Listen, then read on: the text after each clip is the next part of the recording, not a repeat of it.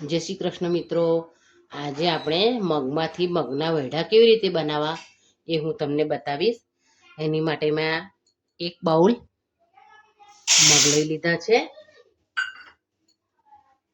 એમાં પાણી ઉમેરી આપણે એને સારી રીતે ધોઈ લઈશું. પછી આપણે એને મગથી ડબ્બલ પાણી લઈ આપણે એને આખી રાત માટે પલાળી લેવાના છે.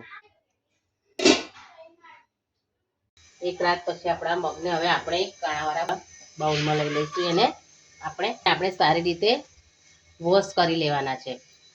આ રીતે સરસ રીતે ધોઈ અને પછી આ રીતે આવા કાણાવાળા બાઉલમાં લઈ અને પછી આ રીતે નીચે વાટકો મૂકી અને આ રીતે કવર કરી અને એને આખો દિવસ માટે રહેવા દેવાના છે.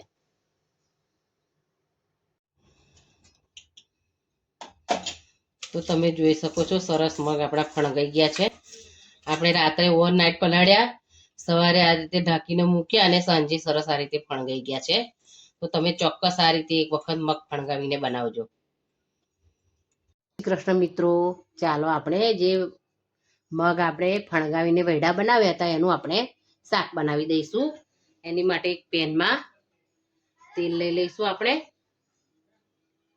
આપણું તેલ થાય એટલે આપણે જીરું ઉમેરીશું. અડધી ચમચી રાઈ ને અડધી ચમચી જીરું ઉમેરીશું. ડુંગળી ઉમેરી લઈશું. આપણી ડુંગળી થઈ ગઈ છે. હવે આપણે મસાલા કરી લઈશું. એક ચમચી લાલ મરચું પાવડર ઉમેરીશું. હળદર ઉમેરીશું. ધાણા જીરું ઉમેરીશું. મિક્સ કરી લઈશું. લાલ મરચા લસણની પેસ્ટ એક ચમચી ઉમેરીશું. બરાબર મિક્સ કરી લઈશું. આપણા વૈડા છે એ પણ આપણે ઉમેરી લઈશું. મીઠું ઉમેરી લઈશું. મિક્સ કરી લઈશું.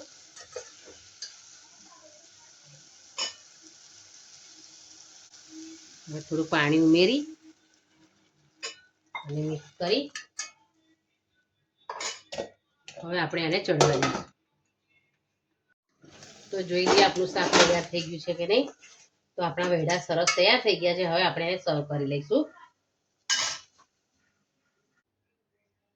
તો તૈયાર છે આપણું આ મગનું મતલબ કે વૈડાનું શાક. એને તમે રોટલી અને પરાઠા બંને સાથે લઈ શકો છો. Thank you.